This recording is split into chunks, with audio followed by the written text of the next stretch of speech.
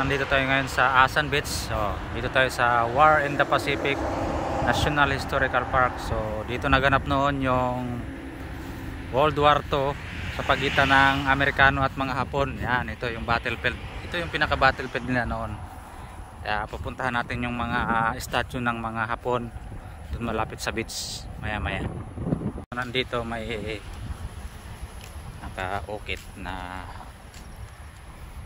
presented by Commander. Yan. So it's flag alive. Yan. Lives lost 1,880. Lives lost sa Guam 1,170. So 17,000 plus. Yan. Kung makikita nyo sa picture, yan battlefield siya noon, talagang sirang-sira siya. Yan, may mga barko sa unahan. Tapos yung mga nyog, mga kahoy nasira sa talagang bakbakan nila noon. Yung mga kaganapan noon, nandito lahat. Yan. Mapa ng Guam. Yan. Ng mapa ng Guam.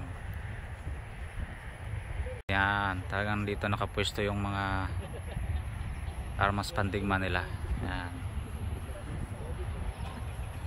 Yun, dito yung pinaka battlefield nila noon.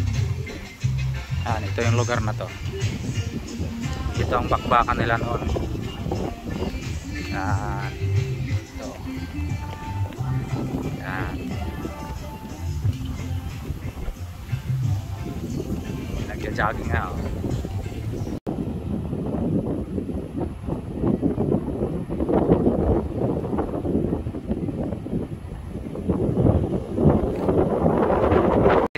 Dito din ito nangyari.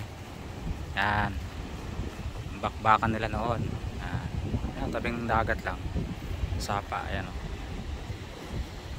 Yan.